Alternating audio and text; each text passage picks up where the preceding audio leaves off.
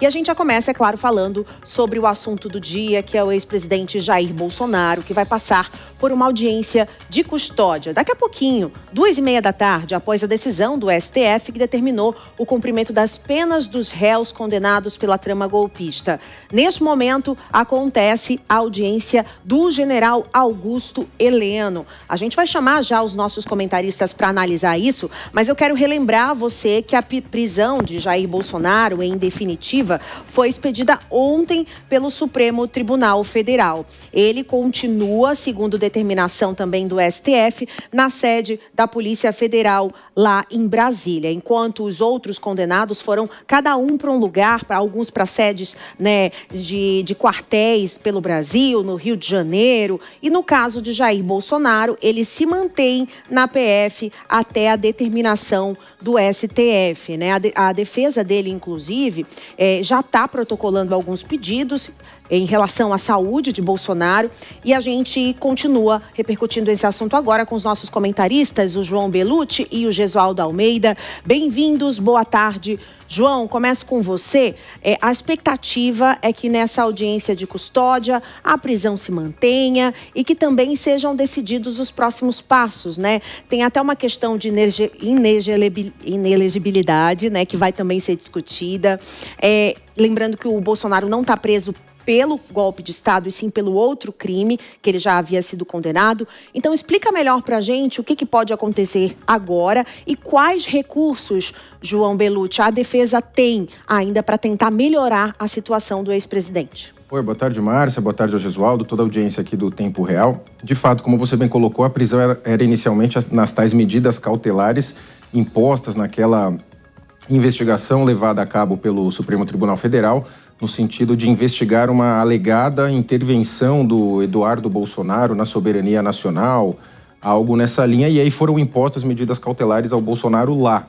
E foi lá onde houve aquela questão da tentativa de por fogo ali, de tentativa de rompimento da tornozeleira, e que a defesa dele apresentou os elementos que acabaram não sendo aceitos e foi mantida a prisão. E agora nós tivemos esse outro fato no processo do chamado golpe de Estado, em que houve o trânsito em julgado. Foi um trânsito em julgado incomum, né, na medida em que ainda se poderia ventilar a possibilidade dos embargos infringentes, ainda que haja um entendimento no Supremo Tribunal Federal, no sentido de que seriam necessárias duas divergências, não se pode antecipar, né, o trânsito em julgado, né? Seria o ideal que se esperasse no mínimo prazo desses embargos, e aí que o tribunal decidisse se cabia ou não. E ainda da decisão desses embargos infringentes, também seria possível se especular, em termos de tese jurídica, o cabimento do agravo regimental, enfim, outros recursos, como uma tentativa de levar o julgamento para o pleno. É evidente que toda a tendência seria de manutenção na primeira turma. E com relação especificamente à questão da prisão, a audiência de custódia,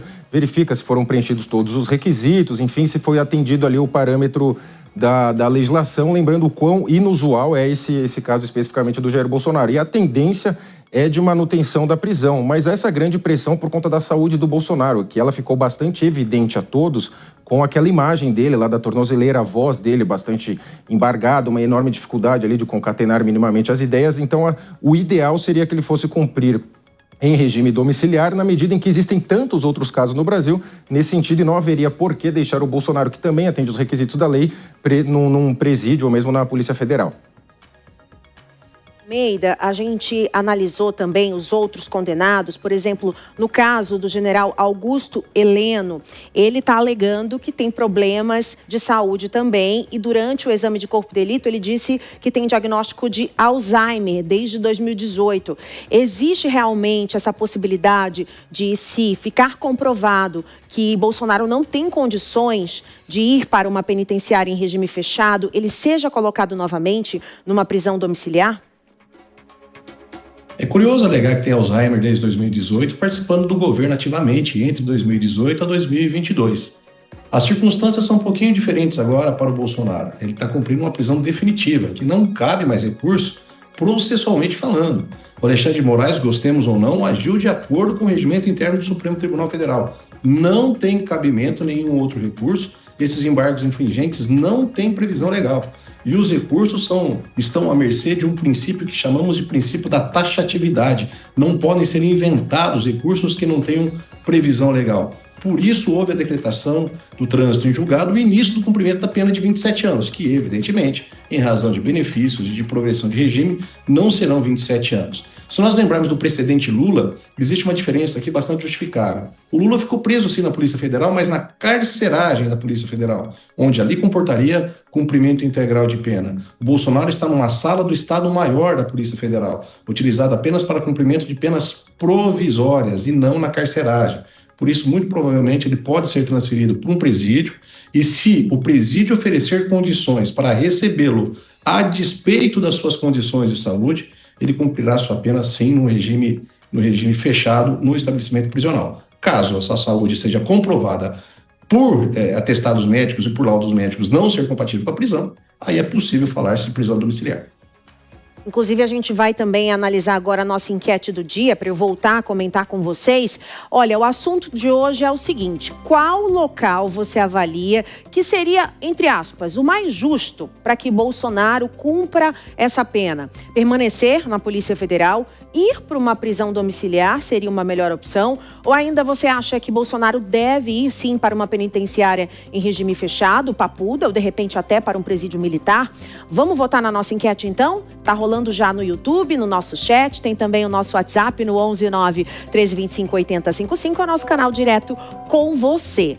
Vamos lá, que agora eu acho que eu vou colocar os nossos especialistas numa enrascada. João Belutti, para você, teria um lugar mais justo para Bolsonaro? Eu consideraria o local mais justo a prisão domiciliar e sem o impedimento de comunicação por parte do réu condenado agora pelo STF, no caso o Bolsonaro. Até por conta da legislação e por conta de existirem outros réus na mesma situação. Talvez o caso mais famoso atual do Fernando Collor de Mello. E Jesualdo Almeida, você, por favor.